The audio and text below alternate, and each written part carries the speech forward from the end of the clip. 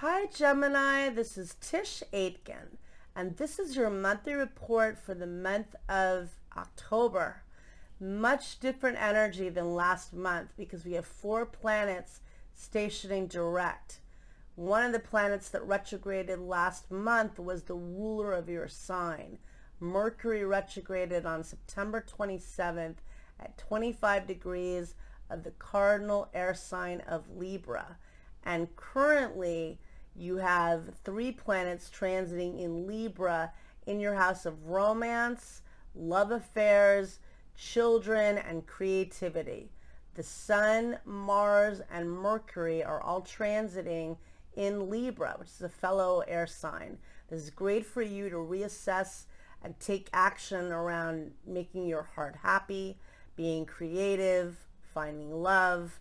And with the retrograde period, this has been a time of reassessing what makes your heart happy. In September, all of the outer planets were retrograde. This month, 3 of the outer planets station direct, as does Mercury, the ruler of your sign, and that's a personal planet, an even bigger deal. So this enables all of us to launch new things and to get going.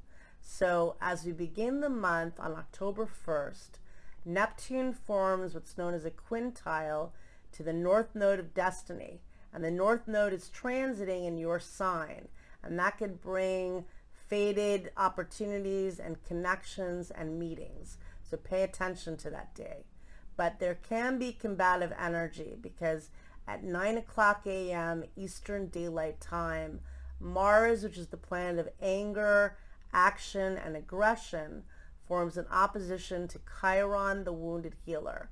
And Chiron is transiting in your house of friends and groups and communities. So maybe there could be issues with friends or people in your community and just facing wounds around relationships. And Mercury squares Pluto that day at 10:26 a.m.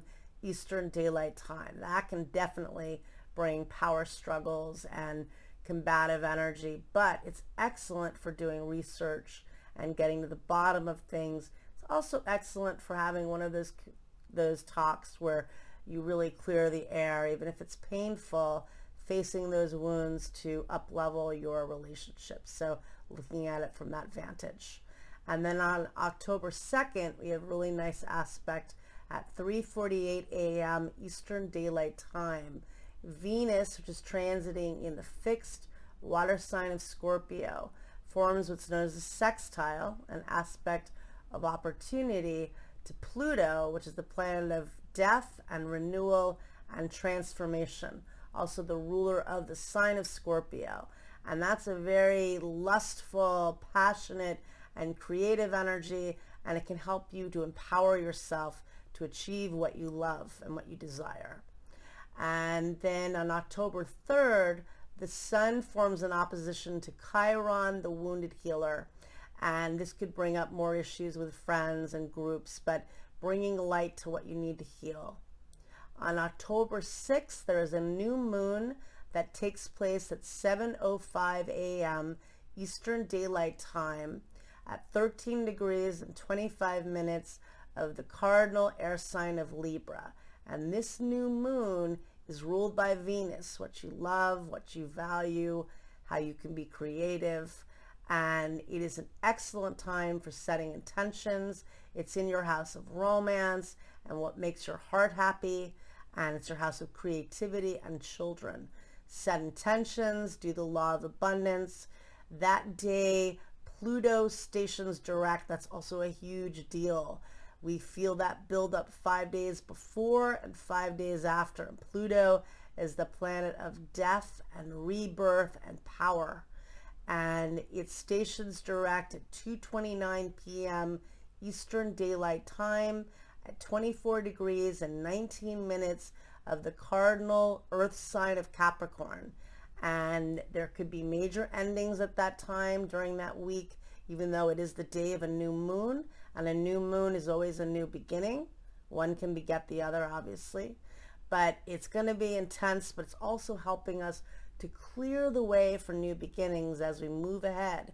Jupiter's only going to be in Aquarius until the end of the year. Saturn will be there until March 7th of 23, but we want to expand, connect, and reinvent. On October 7th, Venus, which is the planet of love and money, enters the mutable fire sign of Sagittarius at 7:21 a.m. Eastern Daylight Time, and it will be there until November 5th. It's transiting in your house of relationships and partnerships. If you're single, again, even more energy to meet people and get out there. It's also good for partnering with others professionally and in your own existing partnerships and relationships. Nice energy. Venus and Sag, a lot more lighthearted than when in Scorpio. So good energy for you, even though it's your opposite sign. And then on October 8th, the Sun meets up with Mars at 12:01 a.m. Eastern Daylight Time in your house of romance and love. This could be very passionate energy, could be feisty, but could be very passionate. And then on October 9th, the Sun and Mercury meet up at 12:18 p.m. Eastern Daylight Time. That's good for focusing on communication. And then Mercury and Mars meet up at 6:48 p.m. Eastern Daylight Time. That could be a bit fiery, but could also be passionate, and it's in your house of love affairs. And then on October 10th, we have another major planetary station. Saturn, which is the planet of karma and responsibility and accountability, among other things, stations direct at 6 degrees and 56 minutes of the fixed air sign of Aquarius. And this occurs in your house of belief systems and manifesting and hope. It's also the house of travel and promotion and publicity. If you're looking for new financial or business opportunities, excellent time for you to promote yourself, and that's a direction with this, and to shape your belief systems and give you hope in a new era as you move ahead. And definitely a lot of learning and teaching the next couple of years with Saturn in this sector of your chart until March 7th of 23. And you're the perennial student, so I think you'll enjoy that part of it. And then on October 13th, Venus forms a sextile to Saturn, a helpful energy, at 3:26 p.m. Eastern Daylight Time. And that is helpful for structuring your relationships, and it's good for business, and it's good for commitments and getting things done. And then on October 15th, the Sun forms a beautiful trine to Jupiter at 7:46 a.m. Eastern Daylight Time. And that is a very optimistic energy, good for tapping into hope and teaching, great for romantic opportunities, but also good for feeling exuberant and hopeful. And on October 16th, there's some really nice aspects as well. Venus, which is the planet of love, forms a beautiful trine to Chiron, the wounded healer, at 2:49 p.m. Eastern Daylight Time. And that is good for healing relationships. It's very romantic, and it's a nice energy. And then later that day at 9:24 p.m. Eastern Daylight Time, Mercury forms a very helpful aspect to Venus, and that's good for romance and good communication in relationships. So very nice energy. And on the 17th, a lot happening. So the Sun squares Pluto at 8:12 a.m. Eastern Daylight Time. That can be intense. It could be eliminating things that are blocking you from what you want to achieve. It's also very passionate energy, and you know, we're in a time of change, and we're in a cardinal season, so getting things going. But the thing is, later that day we have another planetary station, Jupiter, which is the grand benefic, stations direct at 22 degrees and 20 minutes the fixed air sign of Aquarius at 10:30 p.m. Eastern Daylight Time, and the following day at 1:30 a.m. Eastern Daylight Time. And that is really good energy because Jupiter is how we magnetize good fortune. It's how we tap into hope. It's how we seek higher learning and educate ourselves and others. So we need hope, and that's a great thing. So we feel that 5 days before and 5 days after. Jupiter's almost done with its tour in Aquarius, and it's all about connecting and networking. We really want to glean all the opportunities that that can provide.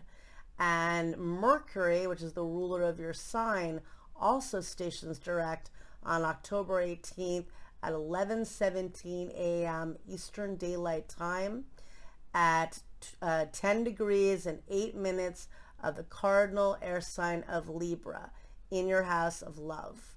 And Mercury will be in Libra until November 6th. Now it's moving ahead and gives you clarity on what you want to create in your life. So this is a good thing. And then on October 20th, there is a full moon that takes place at 10:57 a.m. Eastern Daylight Time at 27 degrees and 26 minutes of the cardinal fire sign of Aries. And this full moon sets off where Mars retrograded last fall. Mars retrograded on September 9th at 28 degrees of Aries, which is the second to final degree of Aries.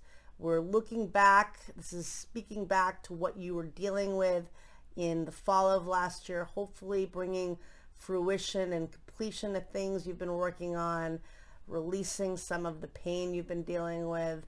There could be issues with friendships with that, but hopefully completion on things you've been partnering with others on. Hopefully there is some energy with that, but it is a Mars-ruled full moon in your house of friendships, so just be aware of that. And on October 21st, on the following day, Mars, which rules the sign of Aries, squares Pluto at 9:20 p.m. Pacific Daylight Time, and on October 22nd at 12:20 a.m. Eastern Daylight Time. And that's definitely, those are both the rulers of Scorpio. That's a pugilistic, combative energy. So yeah, the full moon will be fiery, but letting go of things that block you, and also, lay low and try to get things done. Try to do a cleanse, try to heal yourself. On October 23rd, we enter Scorpio season, and the sun enters the fixed water sign of Scorpio at 12:51 a.m. Eastern Daylight Time, where it will be until November 21st. And it's transiting in your house of routine and work and habits. How can you be more effective? The sun shines light wherever it's transiting, in your routines and in your work. And on October 26th, Venus forms a square to Neptune at 9:06 p.m. Eastern Daylight Time. Neptune rules your house of career, and Neptune is transiting there. Perhaps there could be a little bit of confusion in relationships or professionally. Just be aware of that. It's also very manifesting energy and creative, because Neptune is the higher octave of Venus. On October 28th, Venus forms a beautiful sextile to Jupiter in Aquarius. That's lovely energy, really good for your relationships. And that occurs at 3:15 p.m. Eastern Daylight Time. The two luckiest planets of the zodiac, very harmonious. And then on October 30th, the day before Halloween, Saturn squares the sun at 5:53 a.m. Eastern Daylight Time. And that can be a bit of a roadblock. It can feel stuck in a sense. Then later, Mars enters the fixed water sign of Scorpio, where it will be until December 13th. And that takes place at 10:21 a.m. Eastern Daylight Time. And Mars in Scorpio is going to be It's fearless. It's how does it describe? Like a dog after a bone. It does not give up. But for you, if you're trying to get your work done, if you're trying to get in shape, if you're trying to repair your health, Mars in your 6th house of health until the middle of December. This is helpful for you. And Mars does rule Scorpio, so it's in its dignity. And on Halloween, on October 31st, Mercury trines Jupiter at 9:18 p.m. Pacific Daylight Time, and on November 1st at 12:18 a.m. Eastern Daylight Time. Good for having fun and feeling optimistic. We have 4 planets stationing direct. We're moving ahead, and I wish you luck, Gemini. Thank you.